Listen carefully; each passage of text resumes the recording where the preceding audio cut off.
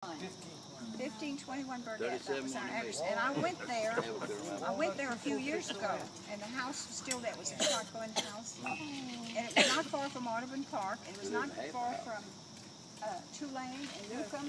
And sometimes Daddy would take us to the baseball game at Tulane.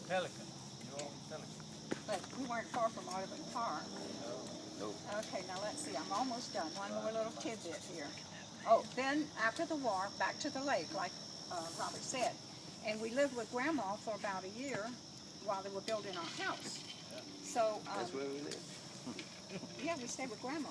Yeah, we We stayed with Grandma, and that's when I had my piano. I was going to tell you about the piano. That's when I had the piano, and of course my grandpa was a musician, and I had only taken piano lessons for 1 year. So, you know, I didn't know much. But Verna Mae, my cousin, had left a whole bunch of music there. And so I'd get her music out, and I'd try to play those songs. One of the songs was, there were 10 pretty girls, about these 10 pretty girls. And my grandpa would come and sit on the bench with me, and he'd help me find the right notes and everything. And I could play a little bit, you know, I played. So he had a lot of patience with us. And so let's see what else. Then, of course, we moved in the house at the lake. It was a nice house by standards of that time. And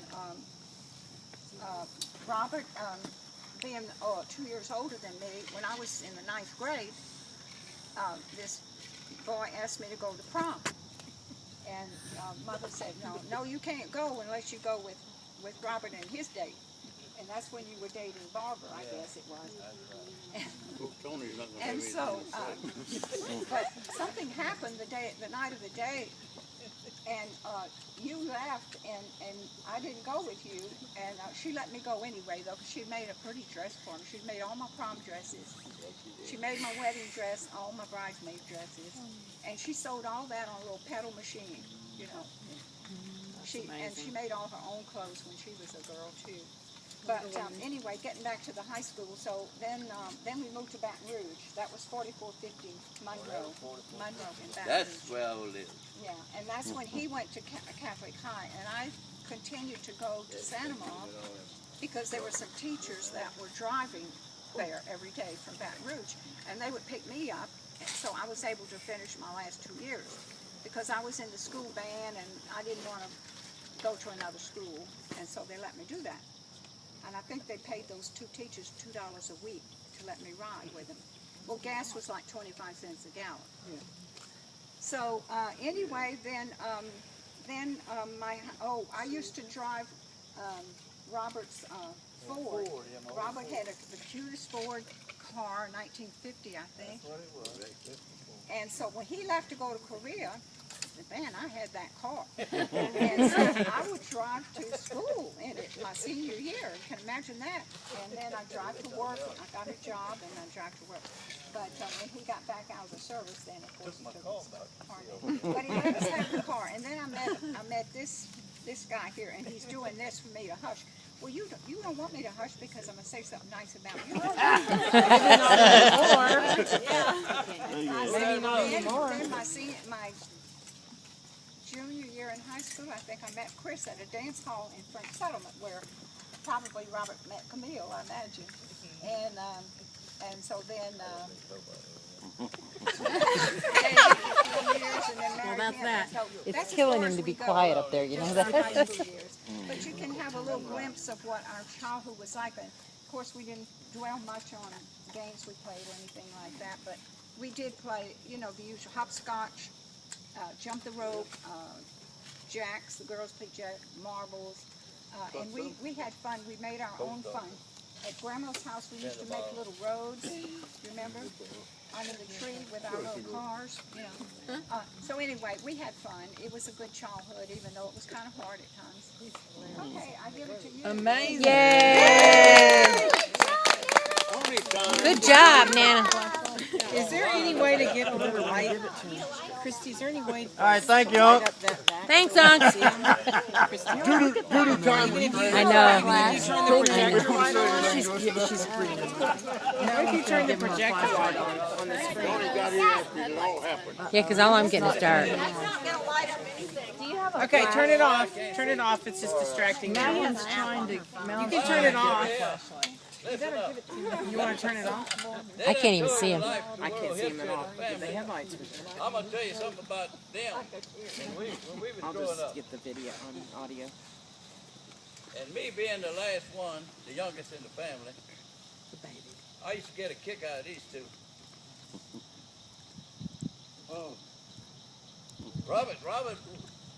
Robert wanted to go to the dance on a Sunday evening, you know. And Daddy said, "You can go, but you got to take your sister." Well, I ain't going. And so I was seeing all this happening, you know, being the youngest. And after a while, he got close to the dance time. He said, "Well, hurry up and get dressed. He changed his mind, so he should go with it. That's one of the things that happened on that. I don't know if I can talk and hold it at the same time. How about you want someone to hold it? And one day we decided to climb a tree. Me and Robert, and she wanted to climb a tree too. Guess what? We climbed a tree and we jumped down. Well, she couldn't get out. And then she went to squalling. And Mama come out there. We both got a whipping. Because she couldn't get out of the damn tree. Yeah, that's what it was. She was free with them whipping. She talking about free with Mama, you them know, whipping. Mama could speak French and everything. We were traveling at Pierre Port one time, and you know, the men always get lost when they're driving. Daddy got lost, so Mom had to ask directions. Daddy didn't speak a whole lot of French, so Mom went to the house and asked them people, and come back, and Dad said, "What they said?" She said, "I don't know. I was speaking French. They was too, and we couldn't understand too much." And I'm talking about, we might have been living 40 miles apart, so they go to show you what the difference in the dialect was then. I remember Mama used to bake light bread. We really liked that. Mom was good at baking that. Oh, my paper's upside down. Sorry about that. Can't read it. Oh. You know, my daddy, I never was too close to my daddy because times were hard and Daddy always worked away from home. So he wasn't home a whole lot. So I didn't have that part of my life where we were close. And then when I finally got old enough to appreciate him, he passed away.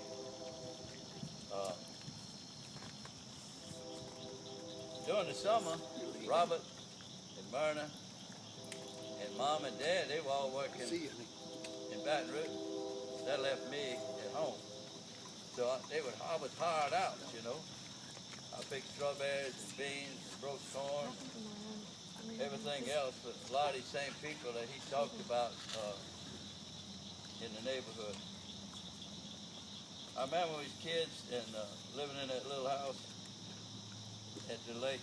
Aunt Lee used to come from California to visit. And of course, that was Mama's older sister.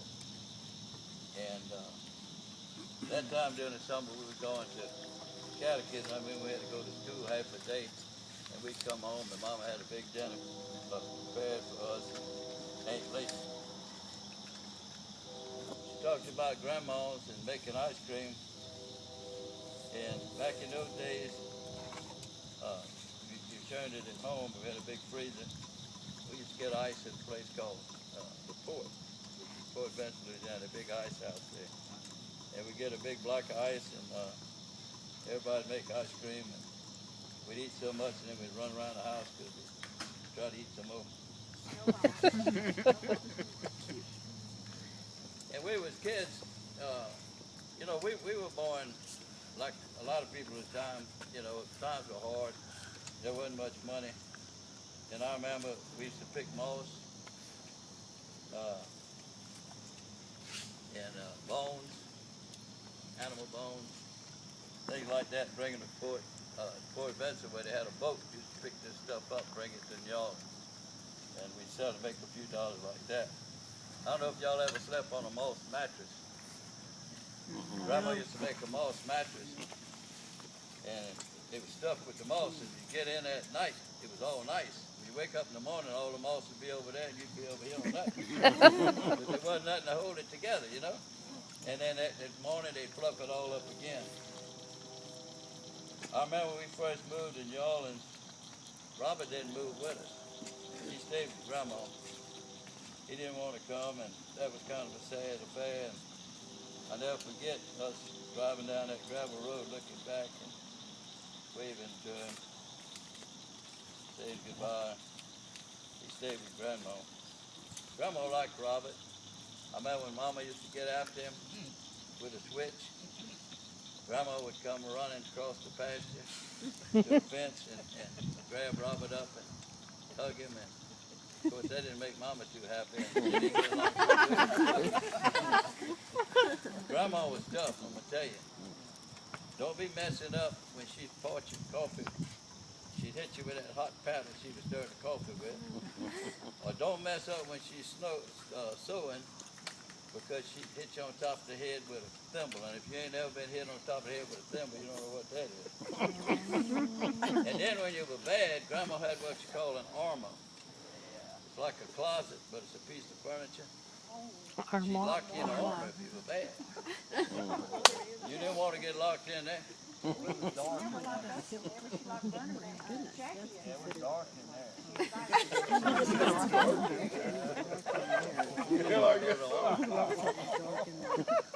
I remember, and Robert, Grandpa Marlborough liked to eat possum and coon and everything else. And Robert would go hunting, and he'd bring home a coon or a possum, and Grandma had to cook that for Grandpa, and she'd fall out with the rest. She didn't want to cook no coon or no possum, but Grandpa would eat that. And my grandpa was a man that the first of the year, every year of his life, he ate a crow. What? One crow. I didn't know that. Yeah, make him hungry. Well, I'll be there. He said if you eat crow, it makes you humble. Grandpa ate a crow once a year. Humble, make you humble. You know, humble. I didn't know that. And Robert That's what it was. Just imagine that. Grandma didn't like that she had to cook all that stuff, and I didn't blame her, but Robert would haul all that home. I remember the old school he's talking about across the street, the road from us. We didn't have no running water. We didn't have no running water, no electricity, no inside toilet. We had an outhouse. My grandpa, he was uptown. He had a four-holer one, you know. We only had a two-holer, a one-holer one. But anyway, we'd go across the street and haul the water to the house because we never had no water at our place. That was the school he's talking about. I don't remember the school, but it was gone whenever I was old enough to know what was going on. I remember Grandpa Marlborough coming to New Orleans to visit us. And let's see what else we got here. Oh, hey, I remember we used to come out to the country when we lived in New Orleans. We'd come out for holidays and all. And of course, this was during wartime. You got to remember, you couldn't get good tires for your car and all. And so we would start that trip from New Orleans home, and we might have 5 or 6 extra tires in the trunk because the tires weren't any good, and they'd go out on you. Had to fix them on the road, pump them up, and all that. And one time we came out, and Mom and Dad would go out. You know, we'd stay home with Grandma, and Mom and Dad would go out. They ran in a ditch over there in Brittany one night. They drank too much wine, and I thought that was kind of funny. But anyway, they quit drinking wine, though. I'll tell you that. It's something. But and when we would come out, when we go back to New Orleans, I remember we ran out of tires one time. We ain't had no more tires to put on this, and this man stopped, and he had an extra. And back in them days, the tire would fit any kind of car just about. So we borrowed his tire and he followed us home where we lived in Yarmouth. We took it off and gave him back his tire. That's really how bad things was. I'm gonna tell you. But anyway, I'm gonna end this thing because you know I can't. It's hard to see all this, and they done give you more information than what you probably needed to know about the Marlboros. And, but I'm gonna tell you a little bit about New Orleans. She talked about trick or treat, and that was the day during the war, and people didn't have nothing to make candy with. Very seldom you got a popcorn ball, and they would give you, and don't laugh, and this is serious. They'd give us onions, potatoes. Mom was glad to get them because that was something to eat. One time they gave us a bag of bottle tops, remember? Yeah. And we They'd got give so you a mad silver we went dime. back and rolled all over their sidewalk. They trick or treat. People had money now. They'd give you a silver dime, or they give you, you know, peanuts or pecans or things like that. We tricked them. And of course, we went to school in New Orleans, and I think we got along pretty good as kids. But I don't believe Daddy ever whipped me either. Even though it's probably a lot of times he should have beat the hell out of me. I'd probably been better off today. But anyway, oh, thank you. Who's light? Woo! Bud Light? But anyway, that's the story, and hope y'all enjoyed it. Yes. Yay. I gotta tell you a lot more. Who's light? Madeline. I'm over here. Anybody need bug spray? I don't think so. I need a good drink. That's what I need. What'd you say?